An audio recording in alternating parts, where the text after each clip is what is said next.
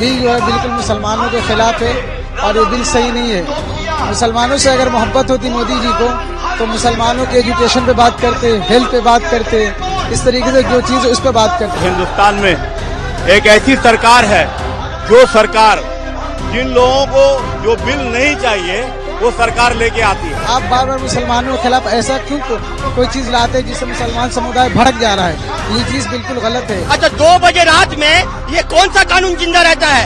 ये 2 बजे रात में कौन सा कानून जिंदा रहता है लोग का, जो बिल जो है पास करा लिया जाता है?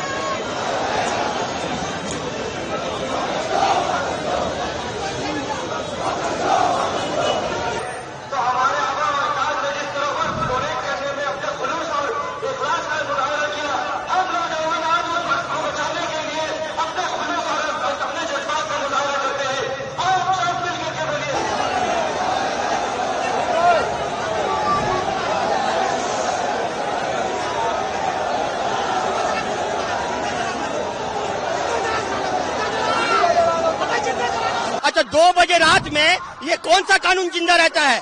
ये 2 बजे रात में कौन सा कानून जिंदा रहता है लोग का, जो बिल जो है पास करा लिया जाता है?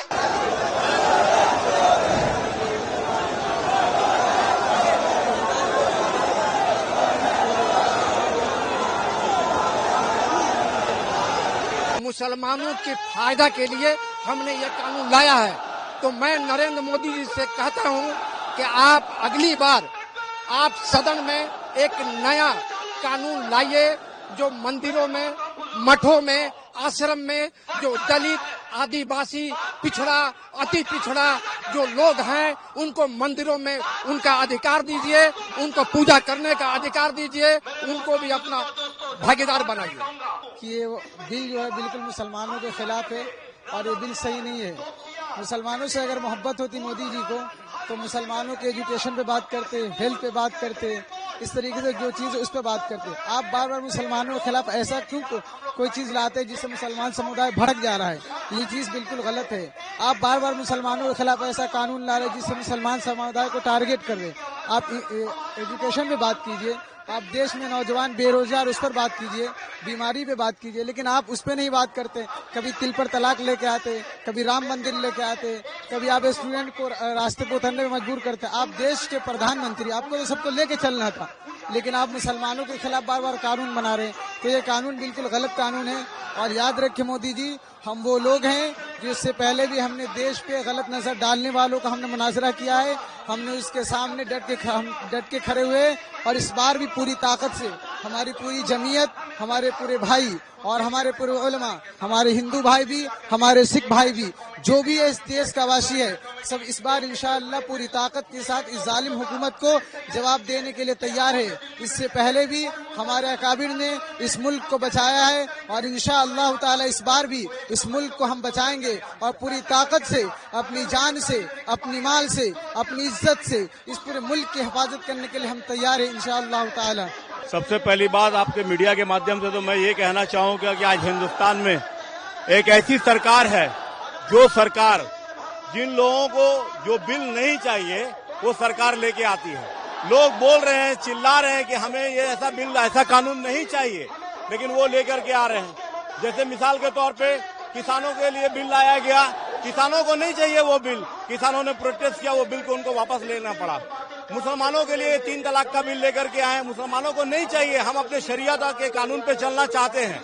लेकिन कुछ मुसलमान जिनको इन लोगों ने खरीद लिया है उसको मीडिया के सामने ला करके वो वो बताना चाहते हैं कि ये जो 2-4 मुसलमान जिनको उन लोगों ने खरीद लिया है, यही एक्चुअली सब मुसलमान के नुमाइंदे हैं जो है।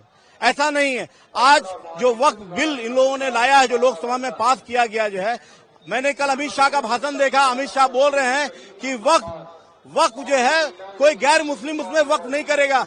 मैं कहना चाहता हूं कि जो गैर मुस्लिम लोग हैं वो क्यों वक्फ करेंगे? वक्फ जो है मुसलमान करते हैं, लेकिन वो बोलते हैं कि ये मुसलमानों का जो वक्फ बोर्ड है उसमें गैर मुस्लिम, क्रिश्चियन कोई भी वहां पे आ सकते हैं। तो मैं कहना चाहता हूं कि किसी भी बोर्ड में जो एक धर्म विशेष का बोर्ड है, उस धर्म विशेष के बोर्ड में दूसरे धर्म के लोग कैसे अपॉइंट किए जा सकते हैं? जैसे कि मठों में क्या मुस्लिम को अपॉइंट किया जा सकता है? उनकी कमेटी में, उनके बोर्ड में क्या मुसलमान को अपॉइंट किया जा सकता?